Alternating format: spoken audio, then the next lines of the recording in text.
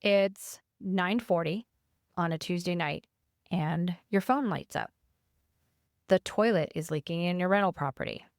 So, do you get in the car, or do you go to sleep and you call your plumber in the morning? Now, if you ignore it, you could have a major water damage issue. If you act on it urgently, you might be teaching your tenant that every drip is a 911. And you guys, we've been on both ends of that call. You know, the actual toilet leak that was resolved with a bucket to be used overnight, and the one that involved a carbon monoxide alarm and an evacuated building. So today, we're handing you a 3-tier system that we use to decide on how emergent a maintenance request is, so you never have to guess at bedtime again. Welcome to your Landlord Resource Podcast. Many moons ago, when I started as a landlord, I was as green as it gets. I may have had my real estate license, but I lacked confidence and the hands-on experience needed when it came to dealing with tenants, leases, maintenance, and bookkeeping. After many failed attempts, fast forward to today, Kevin and I have doubled our doors and created an organized, professionally operated rental property business. Want to go from overwhelmed to confident? If you're an ambitious landlord or maybe one in the making, join us as we provide strategies and teach actionable steps to help you reach your goals and the lifestyle you desire, all while building a streamlined and profitable rental property business. This is your Landlord Resource Podcast. Hey, landlords, welcome back to the Your Landlord Resource Podcast. I'm your host, Stacy, and I'm here with my co-host, who is also the man who I cohabitate with, Kevin Kilroy. So now we're cohabitants, huh? Oh, did I hit a nerve, Kev? Because I'm kind of running out of ways to introduce you. I'm good with the stud you live and own businesses with. Stud. Wow. That's an interesting description. Nothing like telling me that you're old without actually telling me your age. All right, moving on. Today, we are discussing one of the most questioned issues in rental property self-management. When a tenant calls or reports a maintenance issue, what is actually an emergency and what is just a standard repair call? And here's why I wanted to do this one. Every landlord we talk to has some story about a late night or an early morning call that has turned out to be not a big deal. And almost all of them have also had a story about the call that they should have taken seriously and did not. And both come from the same root problem. Nobody ever defines the terms. Not for the tenant, and honestly, not for themselves either. So today, we are giving you a 3-tier framework. Tier 1 is drop everything and go. Tier 2 is 24 to 48 hours. Tier 3 is going to be, hey, we'll get to it sometime this week, and that's perfectly fine. We will walk through what lands in each bucket, share some personal stories, and then talk about how you get all this in front of your tenants before the phone even ever rings. So I want to start with why all this matters. Because a lot of newer landlords treat this as a customer service question, and it's not. It's a risk question, and it cuts both ways. Direction 1 is you underreact.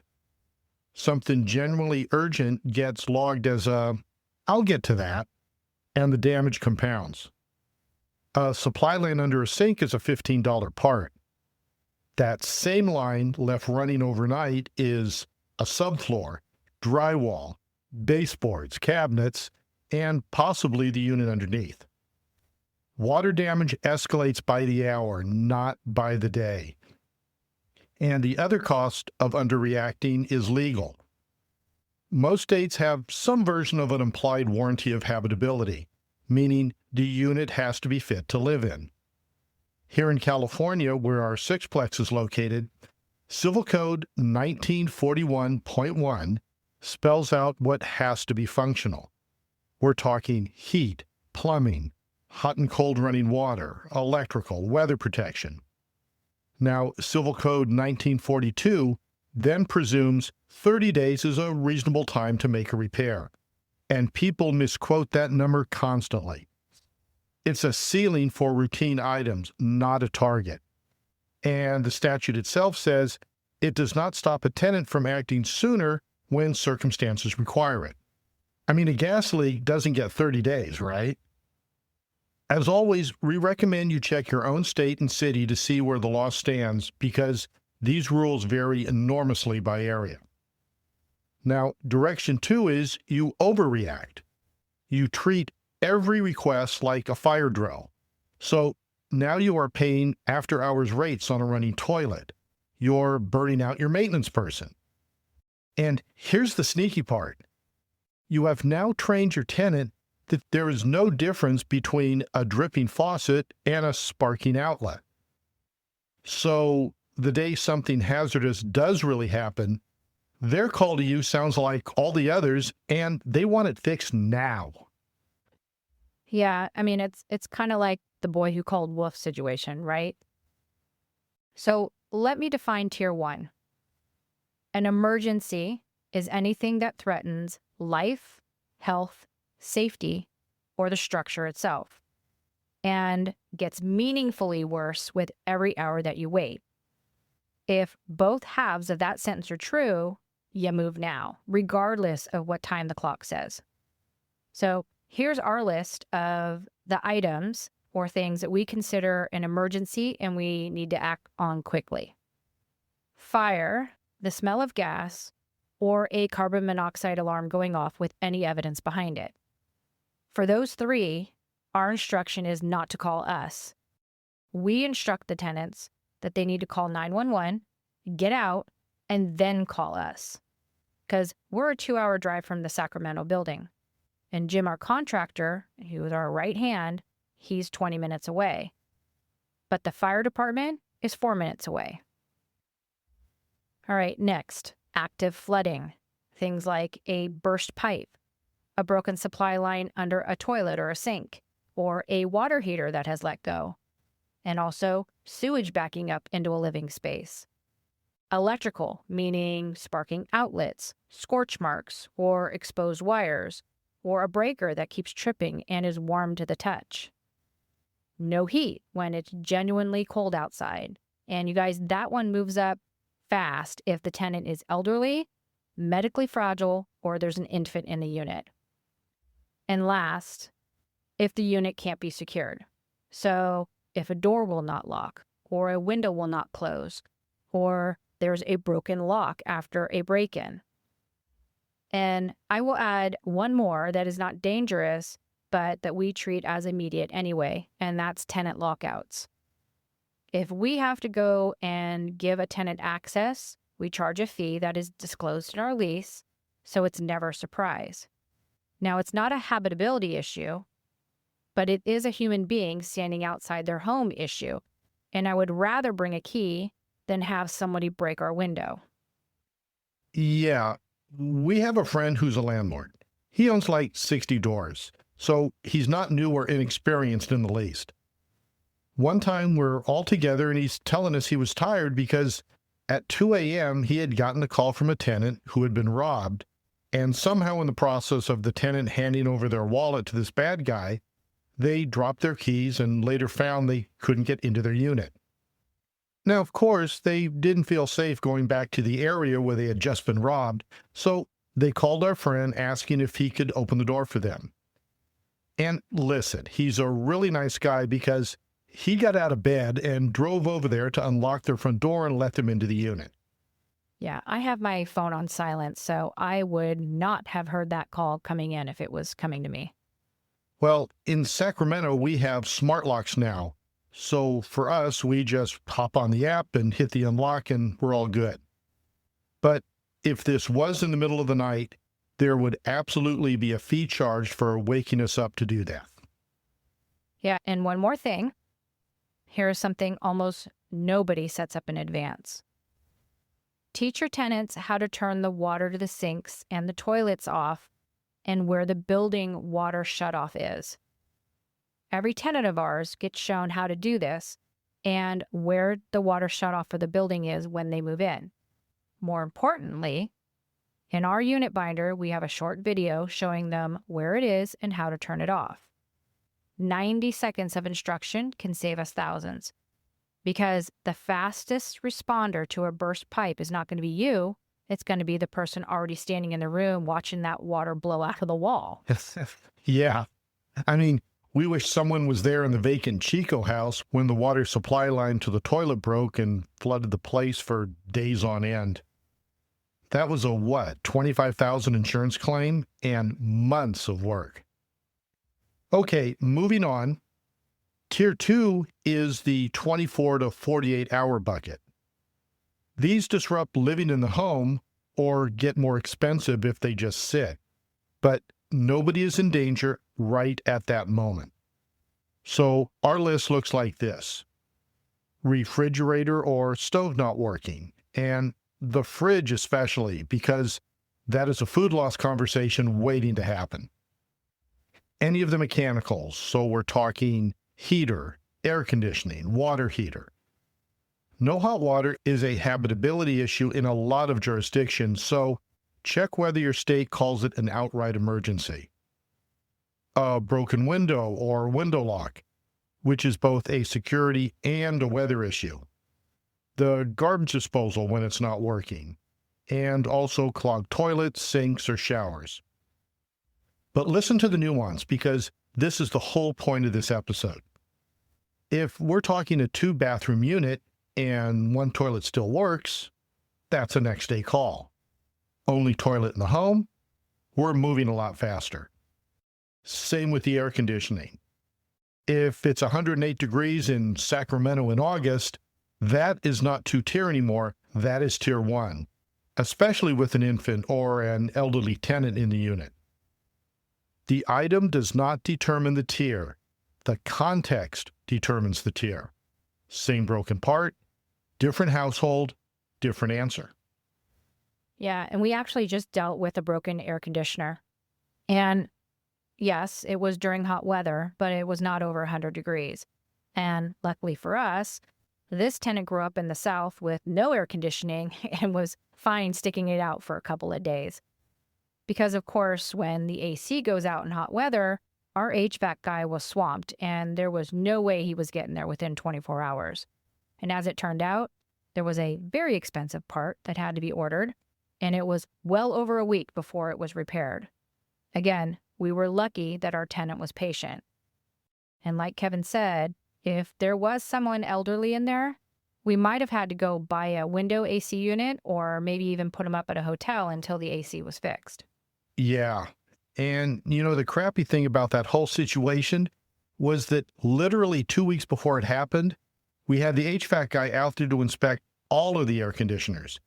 And this was an issue that was not able to be seen and corrected in advance. But because we have a good relationship with him and he knows our units well, he got on it as soon as he could. And he was as shocked as we were that the part wasn't in stock. Yeah, and he also was shocked that the cost was 3 times as much as he had thought, too. But it was much less expensive to repair it than it was to replace the whole system, so there's that. Listen, we did all we could to make sure the ACs for the building were running well. But they're 20 years old now, so things are going to start to happen. All right, let's move on to Tier 3. The timeline for this is 2 to 4 business days, scheduled during normal hours at normal rates. And this would be things like a leaking faucet, and I mean a drip, not a stream. A running toilet, issues with the washer, dryer, dishwasher, or microwave. Also things like broken blinds or a sticky interior door, or maybe a closet door off the track that they can't get back on. Anything cosmetic. Now, there are 2 cautions on Tier 3. First, it doesn't mean you ignore it. Broken blinds are cheap and fast, and the landlord who never fixes the small stuff like that is the landlord whose really good tenant quietly starts browsing rental listings in month 10. One turnover costs dramatically more than a set of blinds, you guys. Second, Tier 3 still gets a same-day acknowledgement, not a same-day repair, and acknowledgement. Something like, got it, that is scheduled for Thursday, Jim will text you when he's on his way.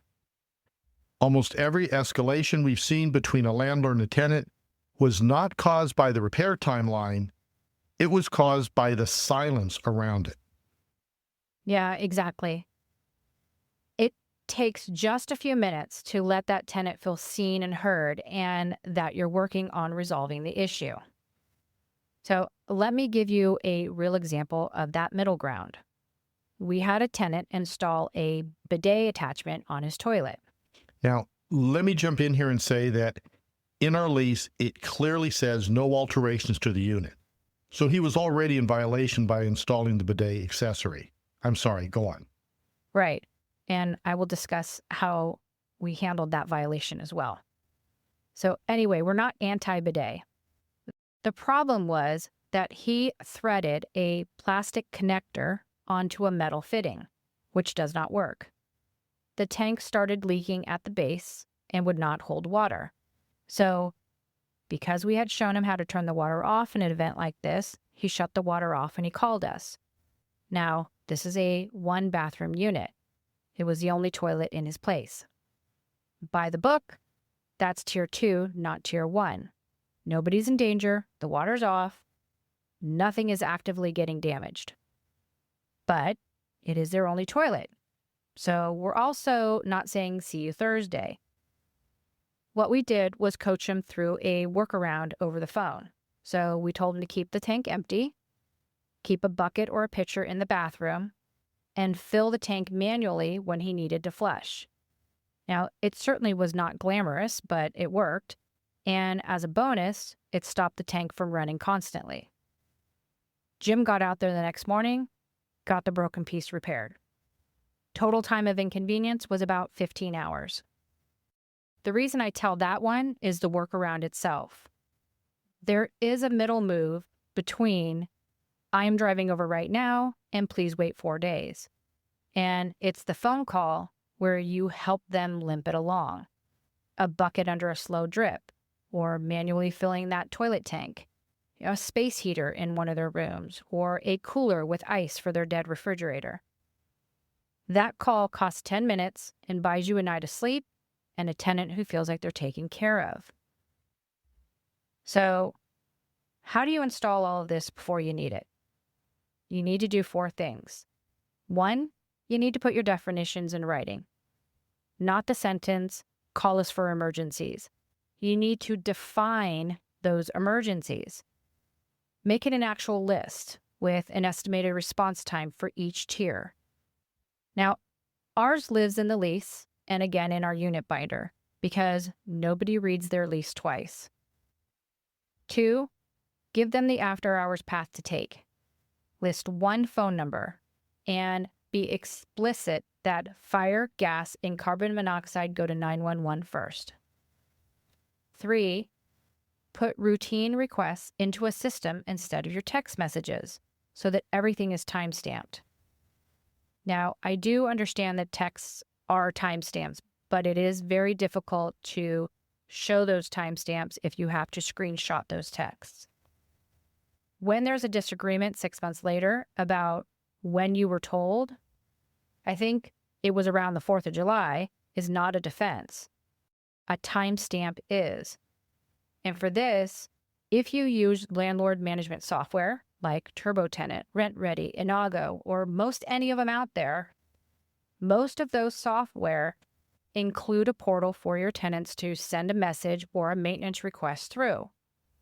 In turn, that system will send you a text and an email letting you know when the tenant has reached out. And 4, this is the one everyone skips, teach your tenants how to shut the water off when they move in. That's how to turn it off under the sinks and the toilets, the washing machine, the water heater, behind the fridge if you have an ice maker, all the places. If your rental has a special location for turning off the water to the whole building, they need to know that too. If they need a special water valve key, which many places do, Have one on property and note where that is in your lease and in your unit binder. And use your smartphone to create a video on how to do this. So if they forget, you can send it to them to watch and handle the situation quickly. So, the water, the electrical panel, and the gas if it applies. On your move-in walkthrough, physically point to them.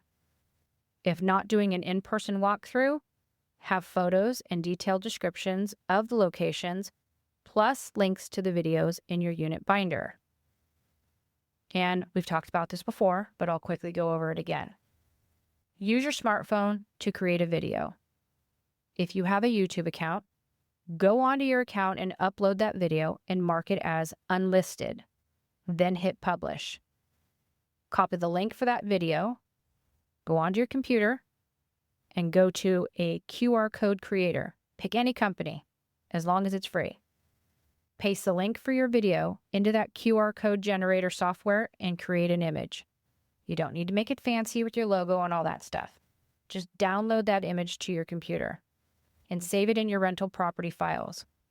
Something like a file named property videos or something like that. Then, when you're building your unit binder and creating instructions for everything your tenant needs to know, write about what to do if there is a severe water leak and to watch the YouTube video that you've just created. Then attach that image of the QR code in that document. Now, I know for some of you that are not super handy on the computer, that sounds really hard. And I will tell you it takes a little time to learn how to navigate it all. But I am telling you it is 100% worth it. Our most watched video is the one we made about the garbage disposal and how to clear or reset it if it's not working. You guys, tenants want to be self-sufficient. They don't want to be calling you for little stuff that they can handle by themselves. Give them the chance to do that. You know, I still remember the old school mindset that if you call the landlord too much to fix things, your rent will go up. Yeah, well, our mindset is we want to know when things aren't right. Exactly. Okay, you guys, I know we've told the story before, but I want to close with what happened one time at our Sacramento building, because it is why we take alarms as seriously as we do. We got a call from one of our tenants, and it wasn't the tenant with the problem, it was the neighbor. Her neighbor's carbon monoxide detector had been going off. And it's one of those models that talks instead of chirping, so she could hear it through the wall. Now, as we've said before, we're about 2 hours away, so we ran 3 calls all at once. Our maintenance guy, Jim, PG&E, which is the gas company, and the tenant to that unit to find out whether he was home. Now, that third call was the one I was holding my breath on, and thankfully, he was out of town. PG&E came and evacuated the building and shut off the gas. Jim had let them in. What they found was a stove burner that had just gotten bumped a little. The knob turned just far enough to release gas without lighting. And that was it. That was the whole cause. Here's what we take from that report. First, the neighbor did not have to make that call. She could have just assumed it was a low battery or something and gone back to what she was doing. That is why we now tell every tenant in writing, if you hear an alarm that is not yours, please tell us. Second, the talking detector probably made the difference because a chirp just gets ignored, and a voice saying carbon monoxide does not.